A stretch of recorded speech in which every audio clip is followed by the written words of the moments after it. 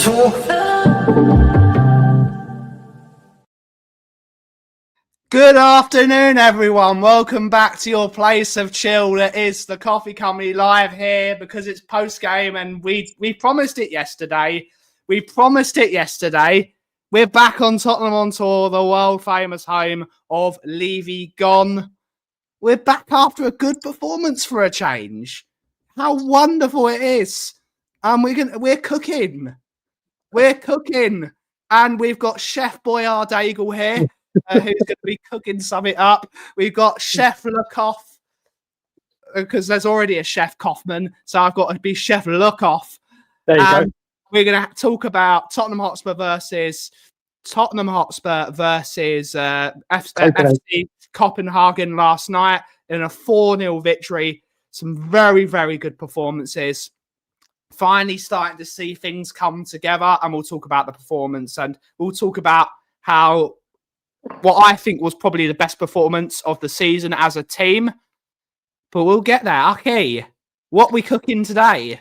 First of all, I just want to say good afternoon to everyone in the chat and everyone watches this afterwards.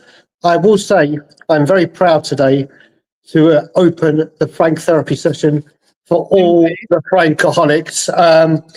On a great performance, a great victory, a confidence-boosting victory. And yeah, we'll get into it. I am just very, very happy for Spurs, obviously, and then for Thomas Frank. So I'm very, very happy today. Indeed. Without further ado, let's see who's in the house to take us through the show. Hopefully not. Before you say hello to everyone, there's someone very, very special I just need to say hello to.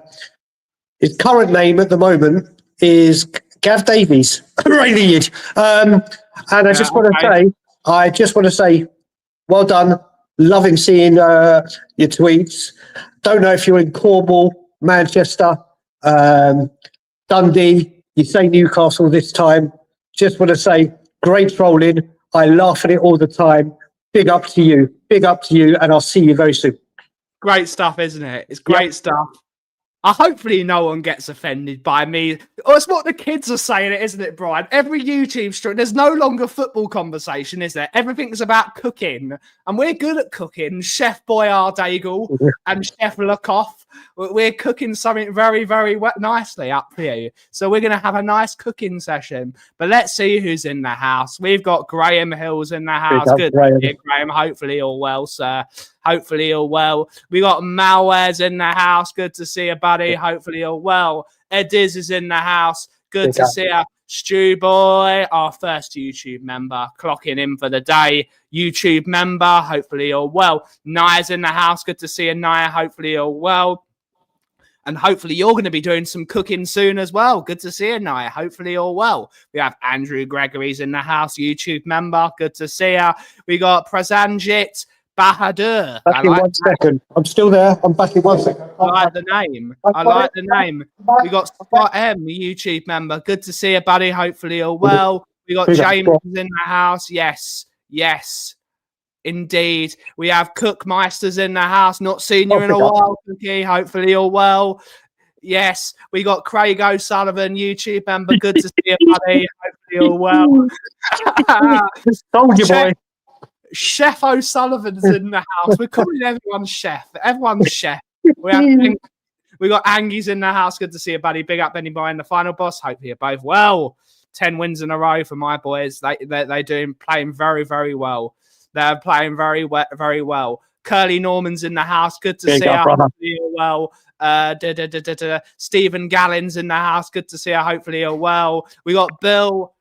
Yes, I haven't been enamoured with what I've seen this season. Dagul knows my opinions. We have a better squad to be playing like an overweight pub side. Last night, credit where it's due. You will be very happy, Bill, because before the chance where Xavi Simons crossed the ball in for Kolo Muani, which should have been a goal. He should have finished it. Should have done much better.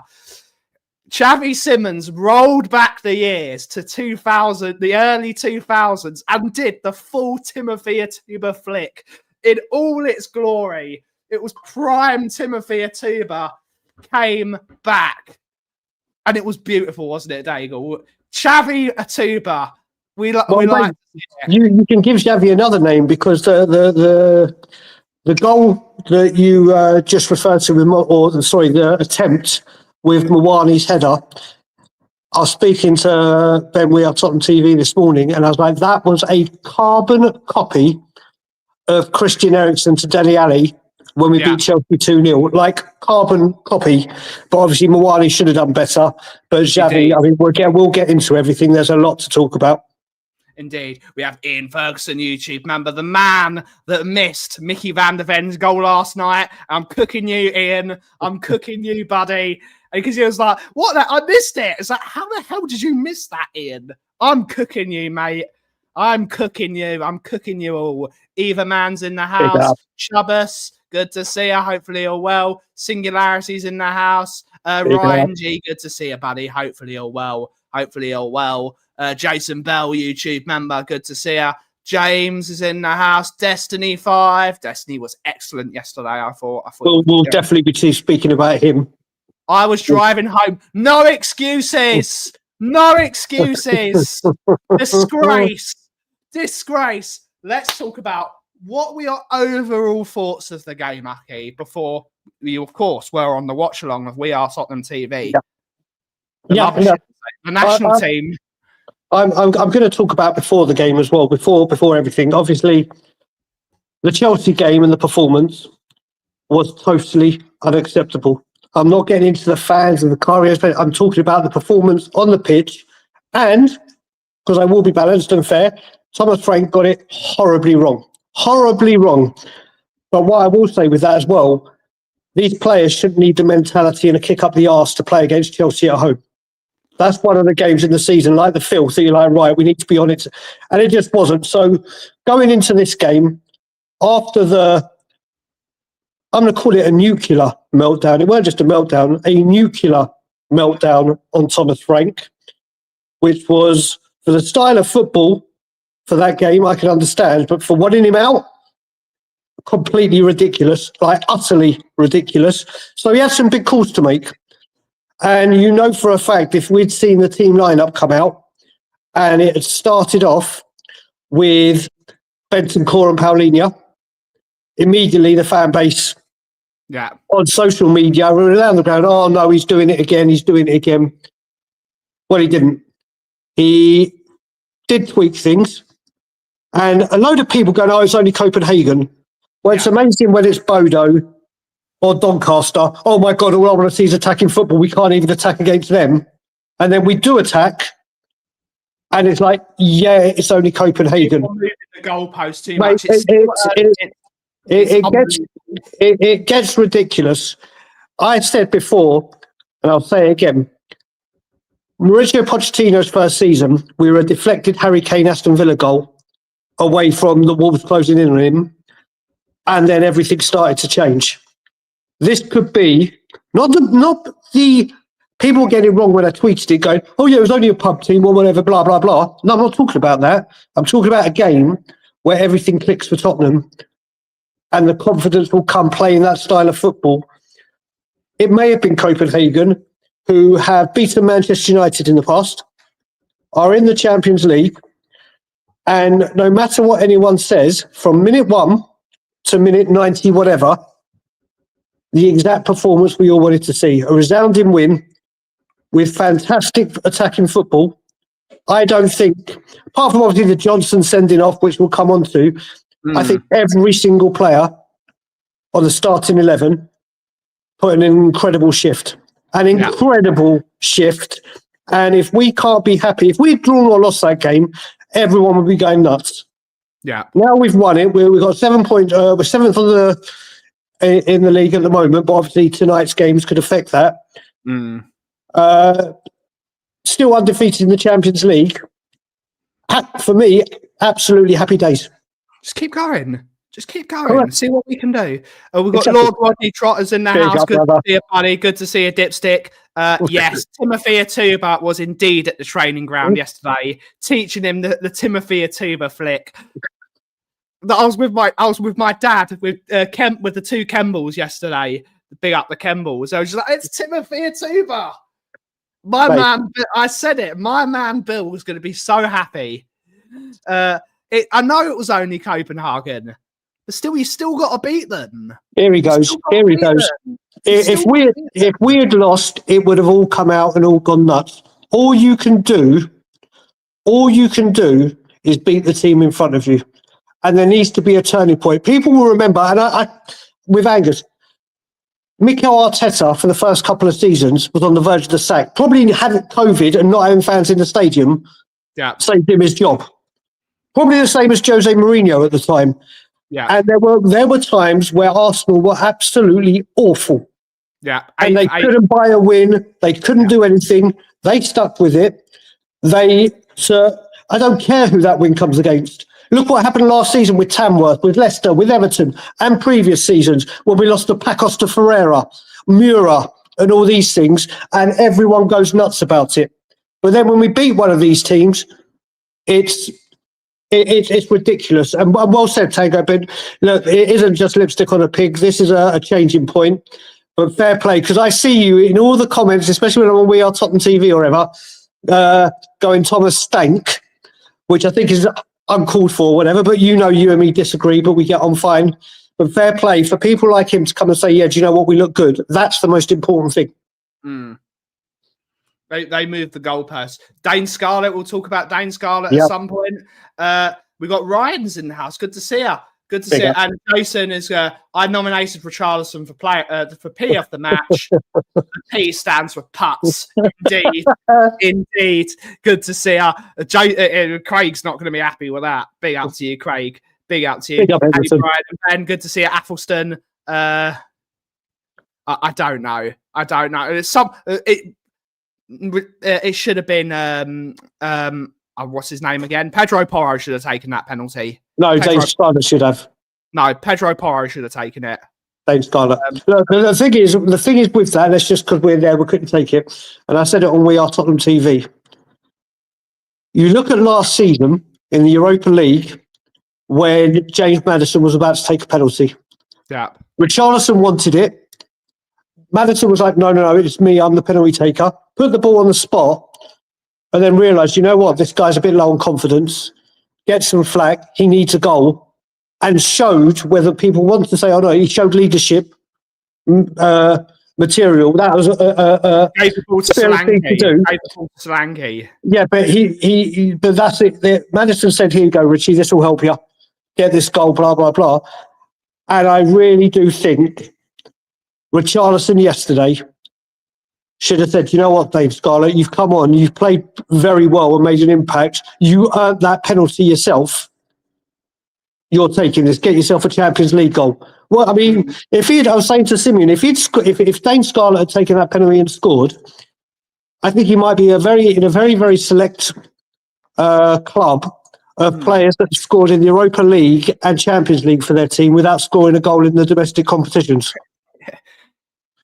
It's really weird to say about Dane Scarlett because I don't rate him as a player. I'm not going to hide away that I don't rate him as a player.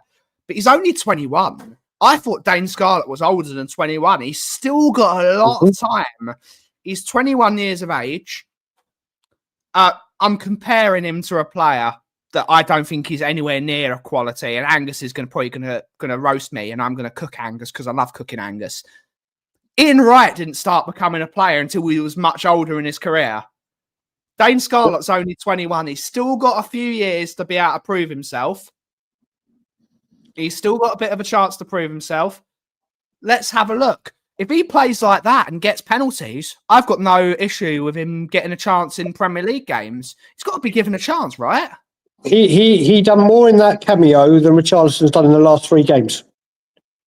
In the last 3 games, he has done more than Richarlison. I think it comes to the point where you look at it and say, well, he had an impact. He's definitely done something well. And if we were to make a striker substitution against United and Mawani, who we'll definitely speak about, comes off, I would love to see Dane Scarlett come off the bench and see what he can do. Yeah.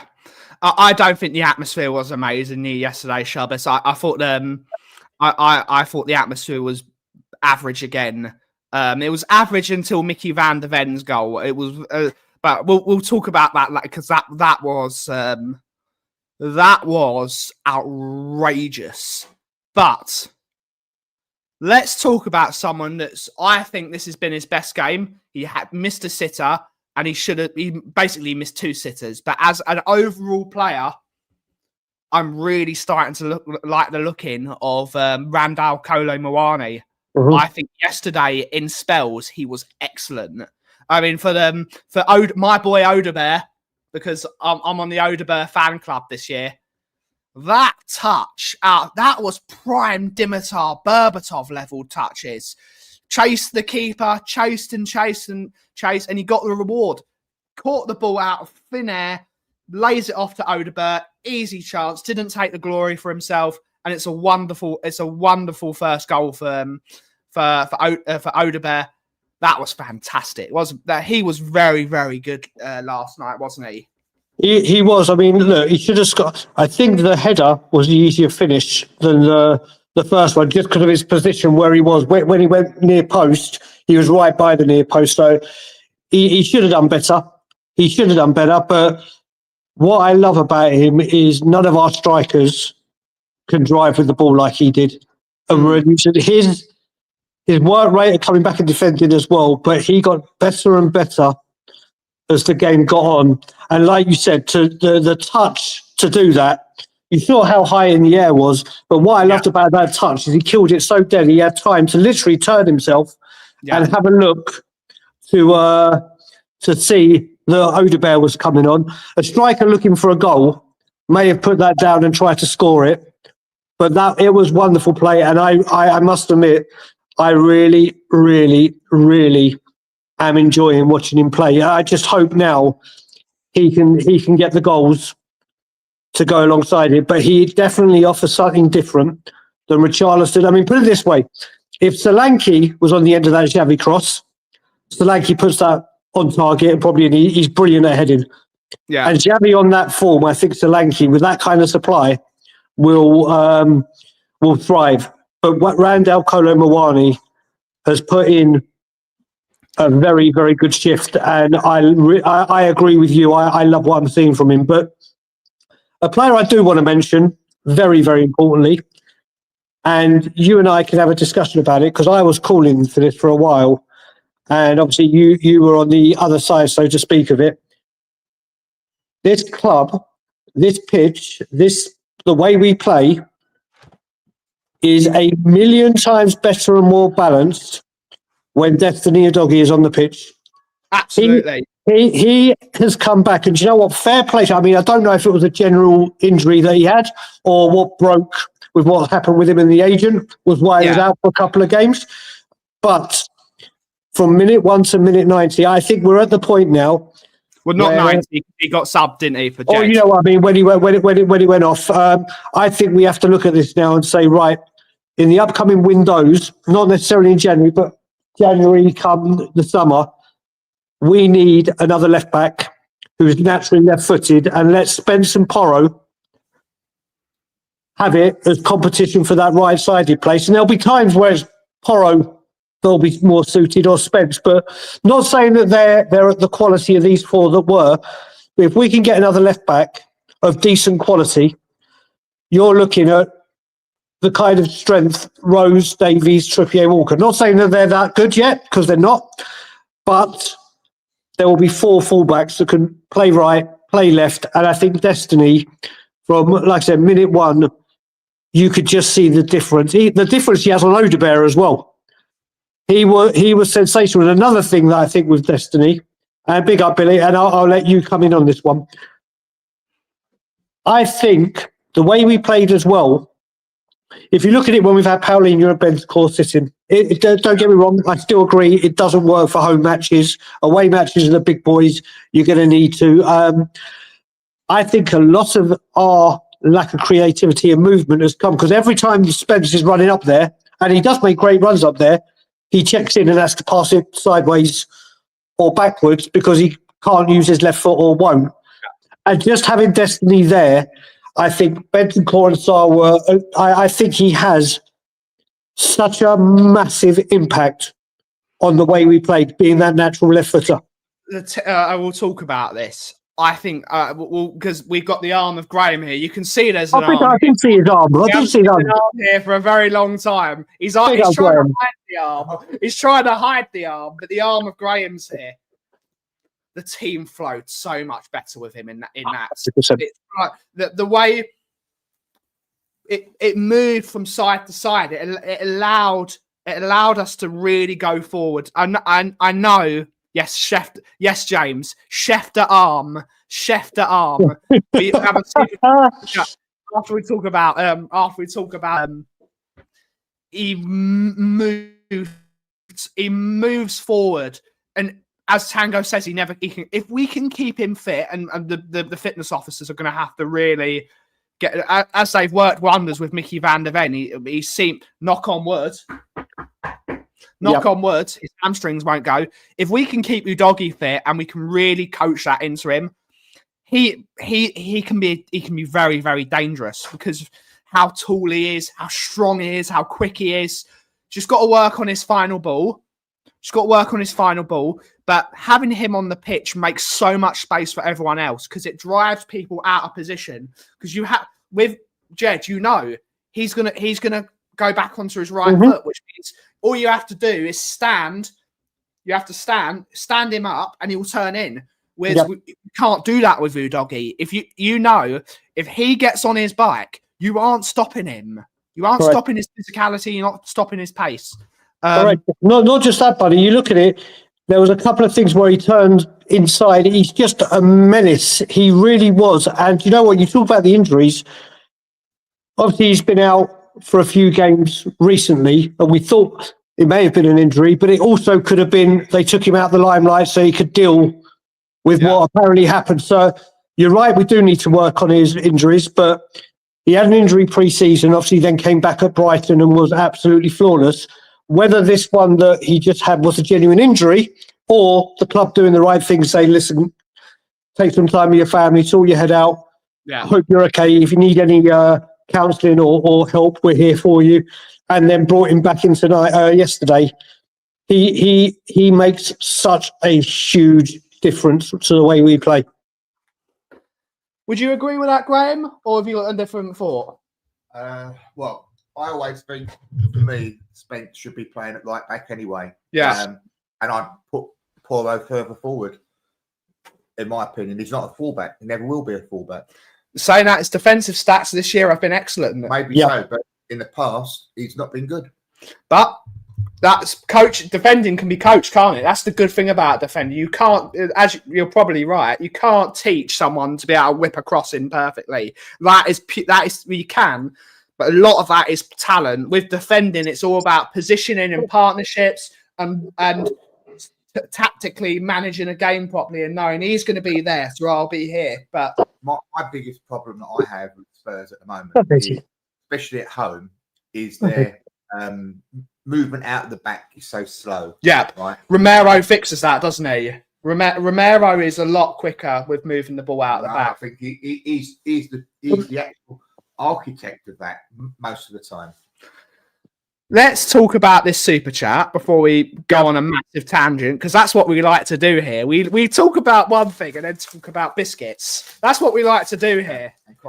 And coffee. I'll make you a coffee in a sec. We have a super chat here from Malware. Malware. Thank you so much, buddy. Thank you so much. He's saying Udogie and Kolo gave us more dynamic in attack. Love Spence, but Udogie is him. Ooh, he likes him. Kolo is quality and players, Xavi and Kolo slowly clicking. Yes, I would agree with you. Yes, I know it's only Copenhagen. You still got to play against them. We've played against worse teams and not clicked. As Brian said earlier, Tamworth, we should be able to beat with 5 players on it. Wolves, we've played worse teams this year, this calendar year, and not done anywhere near as good a performance as that. You still got to play them. You still got to play a good football match. So it's great to see Xavi getting a bit of confidence. Again, I know I made a laugh. About Xavi doing the Timothy Atuba flick. It's great. It's great that he's getting into his bag of tricks. It means he's confident enough to go into that bag of tricks. Yep. And he's showing I'm going to express myself now, because you want creative players to express themselves, because that's when they're at their best, having fun, making the little tricks, make the rainbow flick that didn't come off. I love to see that. If it comes off, it's going to be amazing. I want to see my creative players getting into their bag of tricks and showing us what they can really do. Let us know. What do you think about what Power said?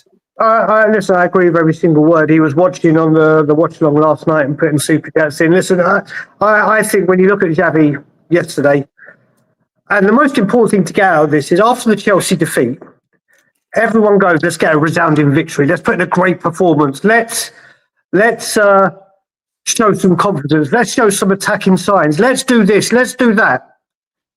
So that's what they all asked for before the game. Not, oh, it's only Copenhagen, blah, blah, blah, blah, blah. But then when these players do it, but, oh, yeah, it's only Copenhagen. This game today or yesterday, and other teams have played crap Champions League teams, Xavi was only on the pitch for 60 minutes and he created more chances than anyone in the Champions League in a match this season. Because he had the freedom, and when they broke down, you look at Bentancur, who I will say was superb last night. Yeah, superb. he was. Breaking the lines with his passing, defending. You could see again with Destiny wide, they didn't have to worry about checking in. There was movement and space all over the pitch. What you want in your creativity, when people go, oh, we're playing boring football, it's so easy, it's so boring. But then I saw people having a go saying some of his passing was off. Yeah. The creative player, what you want to do, is not going to have a 100% pass success rate when he is trying to create. Yeah. I'd rather he was trying these passes to break the lines and put a man through rather than getting it and not knowing and feeling, oh, I'll just pass it back or whatever. His performance last night was exactly a little glimmer into what this man is capable of. Boy, 22-year-old. Yeah. He put in do you know what? So you look at the first goal, Brian. That is a quality pass. Oh, mate. That is a quality pass. I don't think that pass is being. I don't think that pass has been spoken about enough, brother. I honestly don't. It was a brilliant pass. You saw on the replay, Brendan Johnson's turning around to see where it is, and it just curls right into his path. He's like, you could see it, and then you look at it. You look at the brilliant touches with definitely not Dilsdale. I think they need to play alternate games, or not alternate games, but they can't play together apart from the big. You rotate them. Exactly. When we play PSG in a few weeks, we will have to play both of them. We cannot. I know, but we might, if we have a bit of time, we'll talk about our man, Mr. Harry Kane. Bayern made them look like fools. My God, how good a team are Bayern Munich. Oh, mate, they are. Bloody hell. But when we play PSG, we might have to play 2 6s and be a bit more difficult to beat. But that's tactical flexibility. Tactical flexibility is always good. It's always good. Like I was saying, I was just saying with Xavi. He came on, and if you look at it, at one point him and Odegaard were getting in each other's way, but then they sort of the build up for that Kolo Muani goal. Oh, sorry, first miss was great play. But you know what? You look at that cross. When he got that ball for Kolo, he just literally stopped, pivoted, had a look, one moment, bang, on a plate. Yeah. He was playing so well. That is what we wanted to see him come and do. And obviously, he hasn't been showing it recently. Whether he's getting used to the Premier League, whether it's the physicality, I think he's been doing a lot better defensively than attack-minded recently. But yesterday was just a glimmer into what this man can do.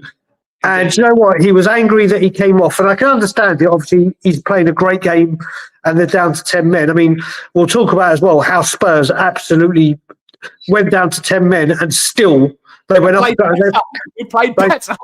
They went up a couple of gears. But Xavi went off after 60 minutes, looked frustrated.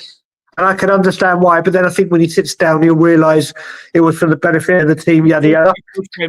I know people are laughing at this, and people say, "Oh, Thomas Frank is resting players too much. He's resting players." We have to fucking rest players. We've only got 15 players fit. What do you want them to do? Look at the bench yesterday, brother. Look at the bench. There are 3 players. Do you want to run the players into the ground so they all get injured? You're going to have to rotate them. So it's great that he's come off. He gets 30 minutes of rest, and then it'll be pressure against Manchester United at the weekend. Exactly. But Craig is saying, is Kane better than Bryan Hill? Let's ask this question. Is he better than Bryan Hill? No. No. Oh. It's very, very close. But Bryan Hill has got. Apparently to you two, yeah. I mean, yeah. No, he's not better than Bryan. Kane is not better. Is better than Bryan Hill. Kane is better than Bryan Hill. But even though Bryan Hill is basically Jimmy Greaves, Messi, and Glenn Hoddle in one football. Oh dear. Oh dear. It's but yeah, listen. We have got to talk about a certain centre back, or even what made me laugh is after Van der Ven's goal, which we're going to talk about now, for Paulinho's goal, when you just saw we were breaking and you just saw Romero just up to it, mate. But listen, Micky Van der Ven, I've got a lot to say about him now. When Ange left. And before Frank came in, or whoever was appointed, but then obviously Thomas Frank, a lot of people said, you know what, one of Micky's like, if he's got one bit that he needs to improve on, it's his heading. It's his heading. And then it all came out. Is Micky Van der Ven now going to be shown up for the pace merchant that everyone thinks he is, and it's only his pace that gets him out of trouble? Well done, Thomas Frank, because the heading has improved both defensively and attack-minded. He's not getting injured. Again, substituting him, this is the time of year where he breaks down.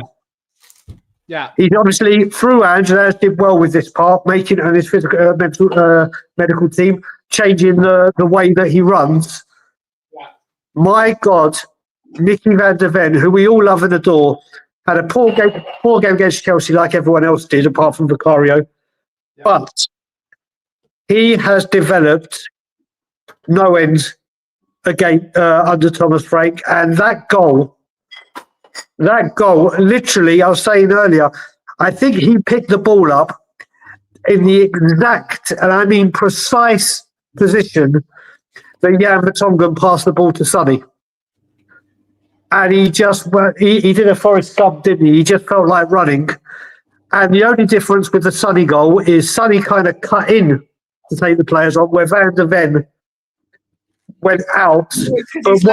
It's because he's left-footed. Of course. But what I'm saying is I think the finish was a lot better than Sonny. I think the goal, because of that distance, he is just... There's no defender in the world like him. There is no defender in the world like him. And Spurs, I know they're in negotiations, and we've heard, to get him tied down. I think he signs that very, very soon. He is... What we're seeing from Micky right now is just sensational. Where's the dog? Daisy! But yeah, Micky Van der Ven has just been incredible. Absolutely. I'm finishing Graham's coffee. I'm I can see that. Multitasking. What else? Multitasking. Bang. Bosh. Okay, you talk about Micky. I just want to check that Daisy's not eating the bloody... I can't really say much more. We'll get Graham's take on it. I know you have a lot different view than I do at the stadium, but Stadium's crap. No, as in your actual view of the pitch for Micky Van der Ven's goal. That was fantastic goal. Fantastic. That goal was outrageous. Yep. That was outrageous. That the audacity to do that. And I have this argument with Angus the entire time. And I say this, Micky van der Ven can play in any team on the planet. He could play in any team in the planet because he has the ability to do something like that. Like, if Barcelona wanted Micky van der Ven, he would get in that team. He could get in any team on the planet. It was outrageous. And I was talking about with Xavi the other day. Not Xavi. I was talking box of tricks, bag of tricks. Yeah. That is his trick now. Now that he doesn't have to go backwards using his pace, he can use it more positively. He can use it the way it should be, which is as a weapon. He can use that as a weapon. And when he gets up to pace, there aren't many players on the planet that can keep up with him. Correct. That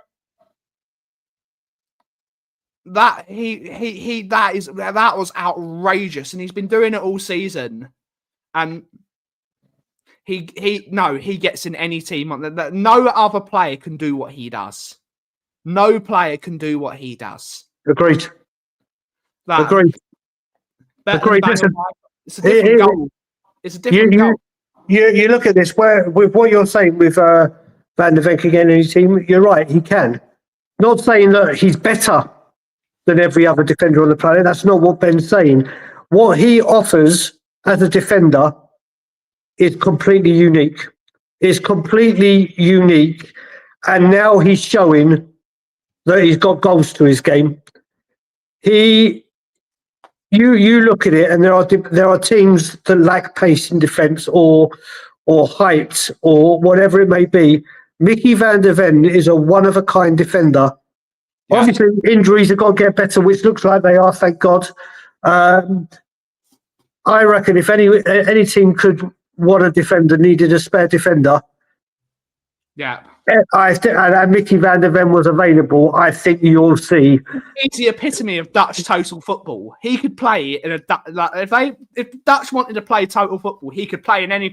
He can play on any position in the park because his technical ability is great. And again, you can't teach that. There aren't many players in the world, and I'm talking like the likes of, it's like his strides it's like prime Gareth Bale strides. How quick he is. Once he gets up to pace, not many people can keep up with him.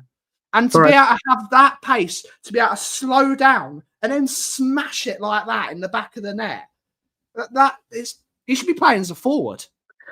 Yeah, you know what? We had talk, and we spoke about it on this channel. I think other channels have as well.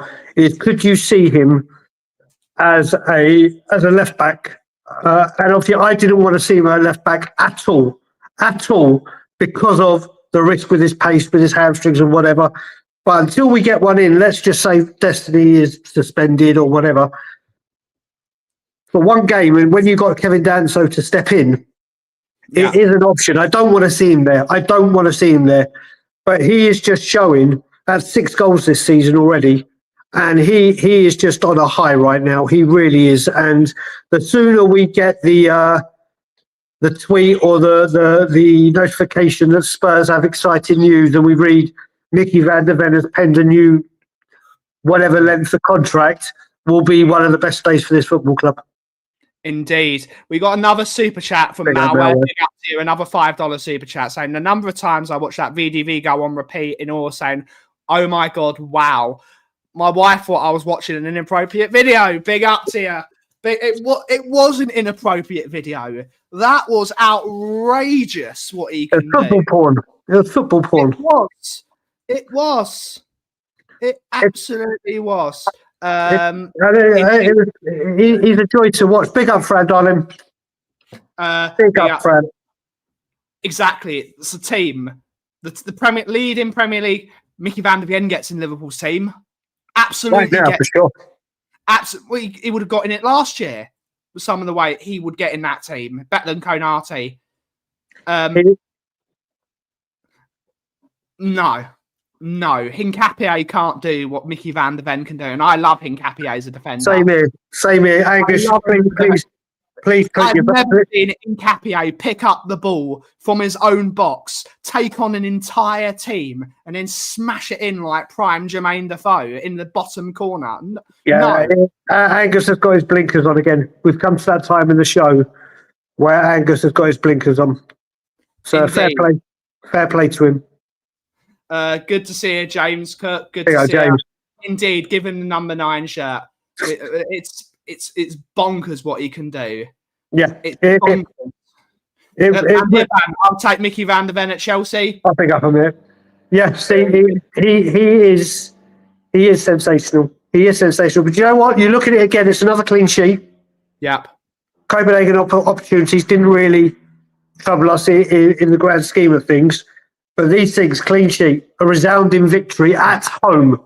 At home. Obviously, Manchester United, we want to see the same. And I believe we will see the same. Not saying the result, but I mean the style of football, the performance. Scott, I'm sorry, mate. Have you seen how bad Liverpool are defending this year? Have you seen how bad they are at defending? Starts over Canate easily. They'd easily get in that Liverpool team this year. 100%. It was filth. Angus, if you're calling us delusional, you're the most delusional man alive at some points. Oh, Jesus.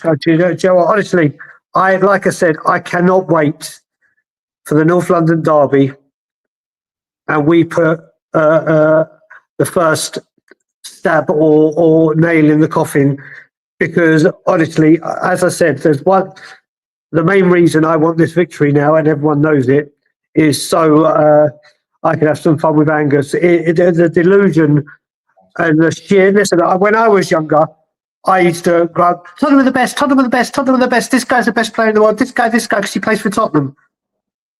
It's ridiculous. It's ridiculous. Micky van der Ven, as a defender, is superb. And I guarantee that if he was able for sale, or in the last year of his contract, let's just say, there would be a queue around the ground. There would be a queue, yeah. So, mate, it would be unbelievable for what he offers compared to other defenders. Is you won't find another defender that does what he does. You just won't. Our stadium should be called. We have AUs with a £2 super chat. Our stadium should be called Jekyll and Hyde. Big up to you. Big up to you. Especially with Frank's, he's showing how good he is as a defender. Yeah. Shows how good he is as a defender. Need to see more, Dan. I want to see him given a few more minutes, see what he can do. Perhaps in the FA Cup, we have a few games. Yeah. Yeah. Big up, Jazzy. Big up, Jazzy. Here's a question. Should Scarlett have taken the penalty rather than Richarlison? 100 million%. 100. Graham, I was saying, I was about to say fast forward. Rewind to last year, Maddison did exactly the same thing for Richarlison. Yeah. And that's exactly, I mean, there's been talk saying he's an utter disgrace and should never wear the shirt again. That was way over the top. He is the penalty taker. He has got a very good record with penalties. And it wasn't the best. Worse than Maziak? Yes, much worse than Maziak. Sorry. I could throw another name into that scenario before your times. Is Paolo Tramezzani. Big up Paolo Tramezzani. I remember Paolo Tramezzani. Awful player. Yep. Along with Richarlison. What's Tango saying? Stuart Nethercott. He is dreadful. Well, what's Tango saying? Sorry. Go on, read it out, Ben. I'm hearing Scott saying that Canate pisses over that. Absolutely not. No way in hell does he piss over that. What? Ben, have you seen how shit Liverpool are this year at defending? What is Tango saying? Because I can't read it. The fact we played better with 10 men should be a light bulb learning moment for Frank. Feels like there's something to glean from that. Yeah. Well, it was just... And without Kudas. Do you know what? Do you know what? It's good to take it because then we can now talk about Thomas Frank. Obviously, I am his number one supporter and line of defence. And like I said, the home performances haven't been good enough. There is absolutely no debate about that. But obviously, he's new in the job. He's got to get familiar with his surroundings, find the correct formula to play against certain teams. And it had been very, very static, very, very slow, laboured, lethargic passing sideways, backwards, going forward, coming all the way back. So he had to, and I'm sure the people above would have spoken to him and said, not you're under pressure or anything, but said, listen, Thomas, what we need to find some kind of way to be more progressive, to be more creative. And he would have gone into that game knowing the pressure, especially if we had drawn, whether we had got a defeat and how that ground would have been, and obviously social media and all the fans. And he made some changes. And he certainly said to Spurs, right, today you go out, big up Darren, you go out, attack, you take the shackles off and you create and express yourselves. And I think Thomas Frank looks back at that today and last night and goes, do you know what? That's what I want to see. That's the kind of movement and everything. So I think he's found the right formula to get Xavi on the ball, the balance with destiny there. Splitting Bentancur and Paulinho. Kolo Muani now being here and playing regular. Remember, he hasn't been able to play regular. He is now, since he started against Everton, which was a surprise, I was there. He did some great hold-up play. Couldn't last the whole game, but did well. Then, obviously, against Newcastle, he came off the bench and went on that run that the referee got in the way of. God knows where that would have ended up. Chelsea, we couldn't even get the ball to him. But it was frustrating. The only one that comes out well was Vicario. Yesterday, we got to see glimpses of what Kolo Muani can offer Tottenham Hotspur. He's done it at Juventus. He's done it where he's been. Everything you see, those Spurs lads go into training today for the warm down or whatever, and they will be feeling super positive with that performance, super positive with the way they played.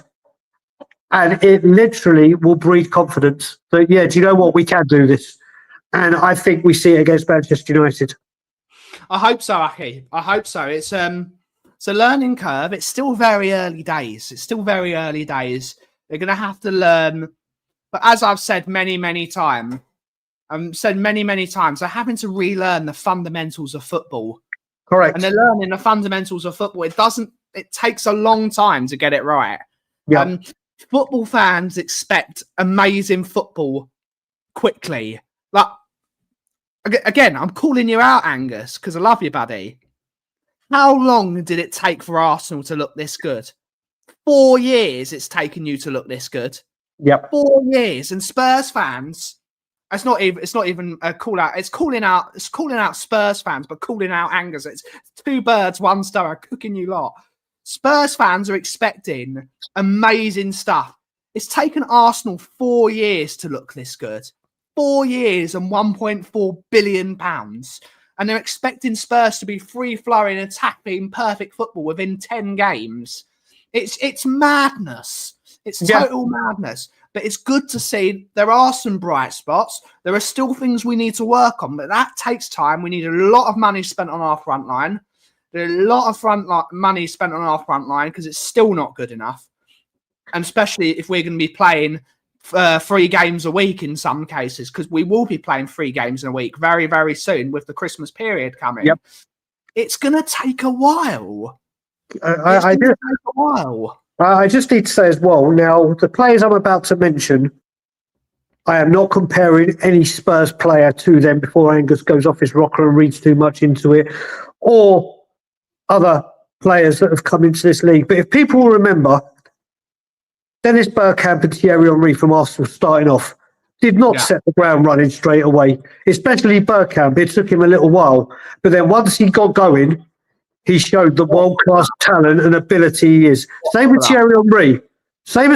There are players that come to this league that do not set it alight immediately. They have all the talent in the world to do it, but whether it be the language barrier, whether it be the changing culture, whether it be getting used to the team dynamics, the manager, whatever, they didn't get off to the greatest start. Now, I'm not comparing them in the slightest to anyone at Tottenham, but players come into this division, do not set the world alight, and then straight away something clicks.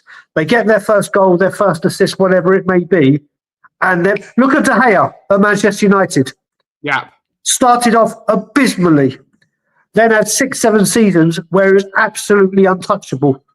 Yeah. This is what perfect example. Luka Modric. Yeah, Luka Modric. So yeah, this one. See, I can say it again. He said it took only 11 games. Well, let's look at what Xavi's doing. Xavi has put in his game. I think that's game 11 or 12. Now let's see what he does. But when people go on about this, everyone thinks straight away they're going to settle in like an Ian Wright did at Arsenal straight away, like a Jurgen Klinsmann or Rafa van der Vaart did, like other players that have gone to teams, like an Asprilla or what's his name? What was the guy? Papa Cisse. Papa Cisse at Newcastle when he was with Denver Bar, who scored goal of the season after literally every week. Some players go in and it clicks bang straight away. It doesn't happen. It does not happen with every player, and it's just ridiculous when fans are doing this. It's just madness. It's people expecting, like with Van der Vaart, I'm going to be a bit slightly harsh on him because we were a decent team and Van der Vaart was up there coming from Real Madrid, one of the best teams in the world. So he immediately upped the level. So there's no wonder why he came in and was amazing straight away. But it's... Well, Jurgen Klinsmann. Jurgen Klinsmann wasn't levels above. It was levels above what we were. Yeah, but Ben, there's been players of that level that have come to the Premier League, not Tottenham, and they haven't settled it. So when you talk about Jurgen Klinsmann, when you talk about Rafa van der Vaart, Rafa van der Vaart came in. Just remember, he was at Real Madrid, but he was hardly playing. Yeah. Falling out of the manager, hardly playing, couldn't get into the Galacticos, came. The second he came into this football club, it was like hand in glove. It was like, bang, off we go. Because he had everything around him. He had Peter Crouch to play off of, and everything clicked. And and football fans need to stop this because football fans are idiots half the time. Like all the people that are saying, oh, Florian Wirtz, flop, flop, flop. Look how well Florian Wirtz played against Real Madrid, one of the best teams in the world. He was class last night. And the amount of people saying, look how good Florian Wirtz was against Real Madrid. It takes time. It takes time for people to know their teammates, learn their surroundings, new language. Look how good he was yesterday. It takes time. Things aren't instant. With Liverpool, he was so bad. Gareth Bale was so bad that he had to be substituted in on the 93rd minute so he could get rid of his losing streak. Yeah, Gareth Bale was a teenager just breaking through. So that's a little bit. But I will say, when people talk about Florian Wirtz, if there's anyone, and he is getting a bit of flack, Isaac should have gone to Liverpool and settled in immediately. There was no excuses. You know the Premier League. You've lived in England for a long time. Language was never a problem. Yeah. You are an absolute superb finisher. Or was for Newcastle. You've just moved a little bit further down south compared to being right up north. He should have come into Liverpool. Yeah. Like we said, if you want to do it this way, and gone right here we go, just like Etitike has. Etitike's coming. He's quality. That player. He's coming in. But Isaac had gone to Liverpool. Yes, he didn't have a pre-season, and yes, because of all he's still a Premier League star. He's still an elite athlete that keeps himself in good condition. But you look at it, players come in and go to different clubs. It doesn't work straight away. I don't get me wrong. I think once they gets a goal, that's it. It'll be terrorising defenders. But he hasn't settled in well, and he's got no excuses for not settling in well. Indeed. We got another super sticker from Marius. Good to see you, buddy. Hopefully you're well. Hope you're staying safe. Good to see you, buddy. Hopefully you're well. Always good to see you. With a super stat, big up to you, buddy. Yep, I think we are missing Dejan Kulusevski. I'm a, as you know, KDL all the way. Ronaldo's first season, 4 goals, 4 assists. Bingo. I mean, again, teenager, but obviously Xavi's 22. It doesn't automatically click. It doesn't happen with every single transfer. And thankfully, he's come into a club and these players, well, obviously they're getting used to Frank as well. So for the players that are at the club before these signings, it's all new to them as well. They're all learning at the same time this season. Come next season or January, the players that are there now have had 6 months with Thomas Frank and will know the general setup or the tinkering or the different formations. It's going to take time. But like I said, Thomas Frank will have nothing but my unrivaled support, belief, trust, confidence that he will get us firing. And like I said, we're looking at it, we're sixth in the league, best away form in the country. Home form drastically has to change, but as I put a tweet out, we are 6 defeats away from matching Arsenal's record at the Emirates since it's been there. And they've been there 19 years. They've been there 19 years, and we've lost 6 less games than them, which will obviously change and get closer. That is not Antonio. I'm sorry. That is not Thomas Frank, who's just had a. That's not. It's Ange Postecoglou. It's Nuno. It's it's Jose, and it's Antonio Conte. Thomas Frank can only build on it, given the time, which he'll get. He will get it right. He will get us firing. And when we get a couple of his players in January, hopefully it's a couple, things will change drastically. And what we saw yesterday is a very, very good step in the right direction to see what Tottenham Hotspur Football Club can do under this man. Indeed. We haven't even had a chance to talk about Brennan Johnson's red card. I thought, what did you think of that? After watching that game with Chelsea at the weekend and 2 of those tackles, which were absolutely straight red cards, both those tackles, the Bentancur one on James and the one on Benton, both of those were straight red cards. Absolutely no doubt in my mind. Both of them were straight reds. I thought it was a bit. I understand why it was given. It was a bit innocuous, wasn't it, Aki? It was very harsh, wasn't it? I thought it was harsh. So look, first of all, the thing you've got to look at is, first of all, when we saw it, I was like, "Oh, Brennan, you've been a naughty boy." Now, if you look at it, there was absolutely no reason for him to make that tackle. You're 2-0 up. Yeah. You're winning the game. You're in the middle of the pitch. There's no threat. Then you look at the game. Sorry, you look at the incident. He makes the tackle, and obviously his studs are showing, which is always a big problem. And then if you look at it, and I've looked at this a lot of times, if people go back and look at it, if they haven't seen what I saw, as Brennan Johnson is sliding, I don't think there's any malice in it whatsoever. But as the Copenhagen player is running, he literally, through no fault of his own, because he ran in that direction. If he had stayed straight, yeah, he would have got that stud and that challenge doesn't even touch him. It may be looked at reckless and may have got a yellow card for making that challenge, but he ran into him. I can totally see why it went to VAR. I can totally see why it can be looked at as a red card. It can also be looked at Brennan was stupid for doing that. There was an actual attempt to play the ball, though, was it? He was trying to win the ball. It's not as if you look at the Diaz foul, that was a red card. That was a disgusting tackle from Luis Diaz. Cheers, Athelston, for that was a disgusting tackle. You could see Hakimi's ankle, the way his ankle moved under them, and he was off the floor as well. Yeah, it was so innocuous. It was such a needless tackle to make. So I understand why it was given. I thought it was an I think it was would you say it's an orange card rather than a red card? Yes. Because you see why it was given, but I don't see any reason why it was given at all. I just thought that was it was a tackle, but it wasn't a red card. It wasn't. There was no malice in it. At worst, that was a yellow card all day long. Yeah. Hadn't seen it till just never. Well, it's whatever you think, but I thought it was quite harsh. It was quite harsh. I think what you got to look at it as well is we're in the day and age right now where if you go into a challenge of any type and your studs are showing, then you're running the gauntlet. You're kind of asking for trouble. I think what did it as well, when you look at it, the first thing the referee sees when he goes to the VAR screen is the freeze frame of the tackle on the studs.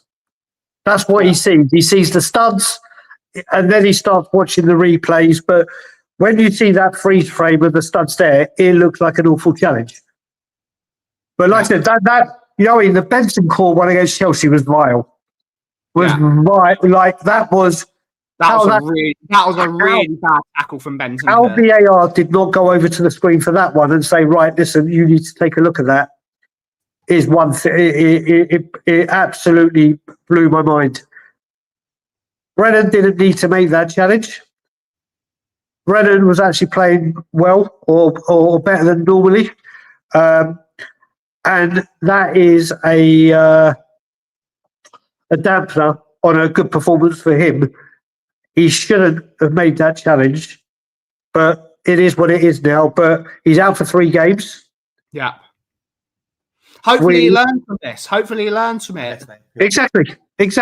You don't make that mistake again. They're never going to overturn that.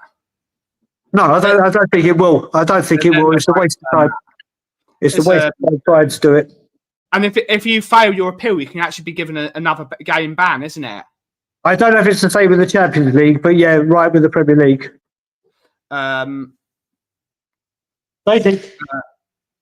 thought he's got already when he was. Yeah, once you slow anything down, yes, indeed. With that tackle, Hakimi is missing the Spurs game. That's a big miss for Paris Saint-Germain when we play them. Yeah.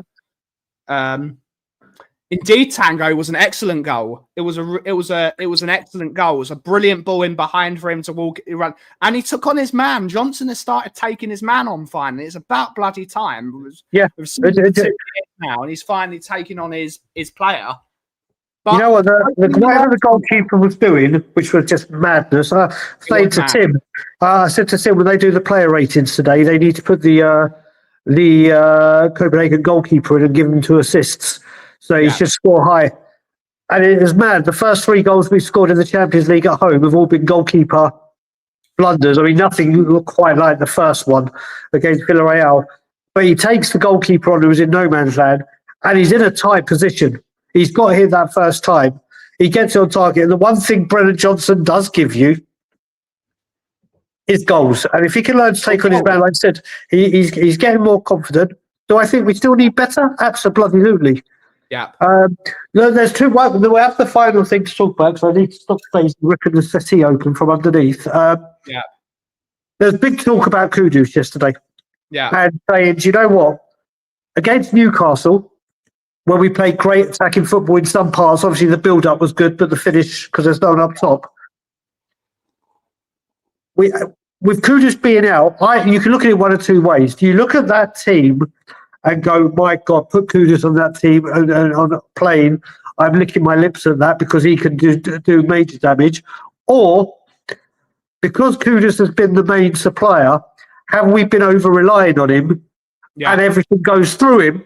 So everything's going down the right. Because if you look at it yesterday, everything went down the left, or a majority. Now, I'm not saying Kudus needs to be out of the team, because I think he's a wonderful player. But I think we've seen that without having Kudus there, we weren't over-reliant on him, and it allowed other players to do what they do. So I'm more of the opinion that if we can get Kudus playing like he did at the beginning, like he did against Burnley and Man City, in this setup, with Mawani, it could be incredible. But we'll see, because if he starts against United, which I think he will, then we've got to look at how do we play. With Kolo Muani looking like he's starting to prosper, with Xavi looking like he's starting to prosper, there's going to be more players that are going to benefit.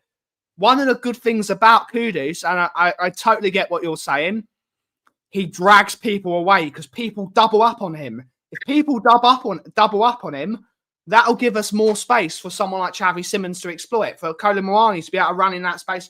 So it's a double-edged sword. He's got to play better. Kudus needs to be a bit more simple rather than trying to take on the entire team. Correct. We're going to have to see. It's still early. Early. A couple more players bought in January, hopefully. Correct. And hopefully we see some better players. We haven't even got a chance, because we're going to end the show in a minute. We haven't even got a chance to talk about my boy Odeberg getting his first goal. Big up. Listen, with every single game, he's looking like against Monaco. Some of the stuff he did was very, very good. Just his final ball and his delivery. And yesterday, and I'll tell you one thing and another thing, sorry. He is a completely different player when Destiny's playing alongside him. Completely different. Yes, he needs to work on his finish. Or not, the finish was laid on a plate for him. He's got to work on his final ball. But you know what? He's getting more and more confident to be direct and take his player on. Does he need to improve and work on his final ball? Absolutely. Yeah. Absolutely, he does. But he is starting to show. All we're asking for is improvement. All we're asking for is improvement, and he is improving. Exactly that. Game by game, he is improving, which is great. Exactly that. And big up to him for getting a goal as well, because we want to see our players getting goals. And Correct. as you said, with Destiny going on that outside, that's creating that little pocket of space for him to have a bit more of a chance. And it was even really good. I think 1 or 2 times in the game, Destiny actually inverted. You know how much I despise inverted fullbacks. But when Destiny went inside, Odeberg, because he can play out on that wide, there was no lack of balance because he would go in and he would go out. So it really, really works. So even if the two of them need to strike up a partnership, hopefully Odeberg becomes a quality player, because I was first. We'll see, but hopefully he gets better. Who's a better shot? Courtois. But on that note, everyone, that is the end of the show here. We will be back as Tottenham on tour on Friday before the Manchester United game, and we will be back on the Coffee Company tomorrow afternoon at 2 p.m. But thanks for watching today's show. Have a wonderful, wonderful rest of your day. And as always, if you smell what the Kauff is brewing, take it away, Aki. I will do. Thank you, everyone, for watching. We have been a bit inconsistent, and that is down to me and me only. With being busy and then not being well. So thank you for the support. Bear with us. We will get back to regular streaming times. I will say, I am going to close the Frank therapy session for all the Frankaholics until Friday.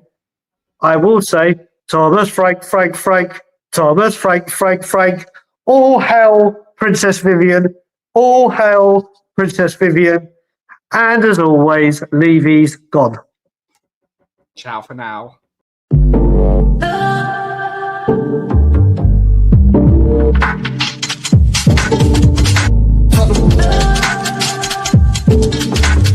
Tottenham Talk.